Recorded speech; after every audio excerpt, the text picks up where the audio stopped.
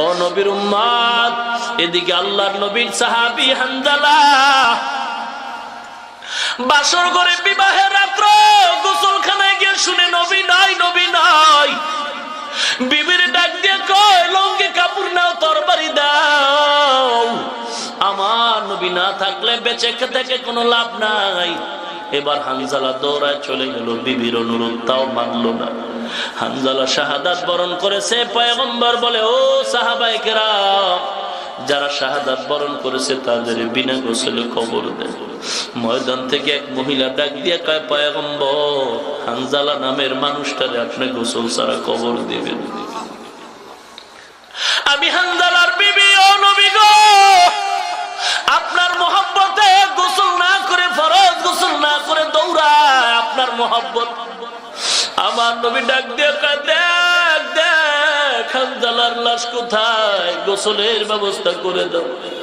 গাইবি আওয়াজ ডাক দিয়ে কয়, ও পয়গম্বর, যেই হানজালা বিবির মায়া ত্যাগ করে দৌড়ায়, ওই হানজালার গোসল দুনিয়ার পানি দ্বারা হবে না, হবে না, হবে না।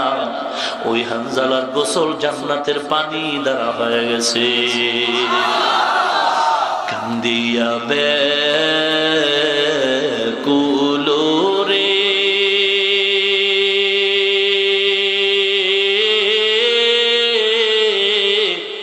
হানজালা শহীদ রে, কলিজা ভেঙ্গে সেরে সেই জঙ্গে ওহুদে। নবীর সাহাবী ছিলেন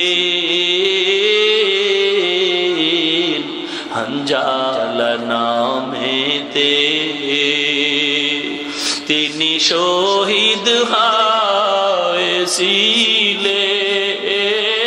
হয়েছিলেন বিবাহের রাত্রিতে রে গিয়ে জঙ্গে ওহুদে। নবীর ডাকে আধার রাতে কহেন বিবির তরে, বিয়ের রাত্রে চল সিরানে, বিদায় দেওয়া মারে রে যাব জঙ্গে ওহুদে। হাত তুলে স্ত্রী বলে, আল্লাহর দরবারে বিয়ের রাত্রে না বসামি, সুপিলাম তো মারে রে সেই জঙ্গে ওহুদে। যুদ্ধে গেলেন শহীদ হইলে, নাপাক হালাতে, নবী জেনে সাহাবাদের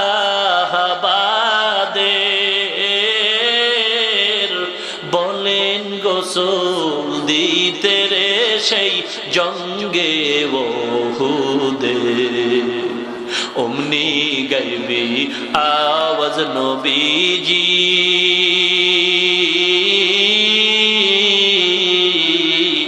পাইলেন শুনিতে, হানজালার গোসল হইবে, ফেরেশতাদের হাতে রে জান্নাতের পানিতে। আশিক হবে রাদারায়ে শাহেন শাহেদ আলম, আশিক হবে রাদারায়ে শাহেন শাহেদ আলম, সুন্নত की पैरवी करते रहो हर जहर दम, सुन्नत की पैरवी करते रहो हर जहर दम। এলাকার মুসলমান যুবক, পর্দার অন্তরালে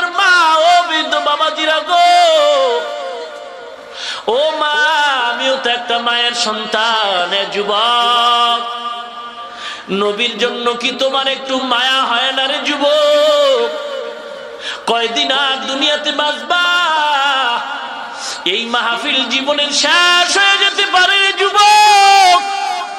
কত যুবক হঠাৎ করে মরে গেছে, বিদায় নেওয়ার টাইম পায় নাই।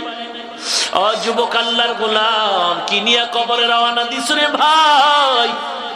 আমরা রসুলের আদর্শের কারণে ধ্বংস হয়ে যাই নাই কেন? রসুলের আদর্শের দাড়ি রাখো না, নামাজ পড়ো না রে যুবক ভাই। তোমার মতো যুবক দাড়িওয়ালা নামাজি স্কুলে পড়ে, কলেজে পড়ে, অভাব নাই। তোমার মতো যুবক দাড়িওয়ালা র্যাব, পুলিশ, বিডিআর, চাকরিজীবী, ব্যবসায়ী, শ্রমিক আছে, অভাব নেই। ড্রাইভারি করে, কৃষি কাজ করে, অভাব নেই। ও যুবক, আল্লাহর গোলাম, ও এলাকার মুসলমান মা বোনেরা, মনটা কি চায় না তুমি একজন আলেমের মা হও? এ যুবক, আল্লাহর গোলাম, মনটা কি চায় না তুমি একজন আলেমের মা হও?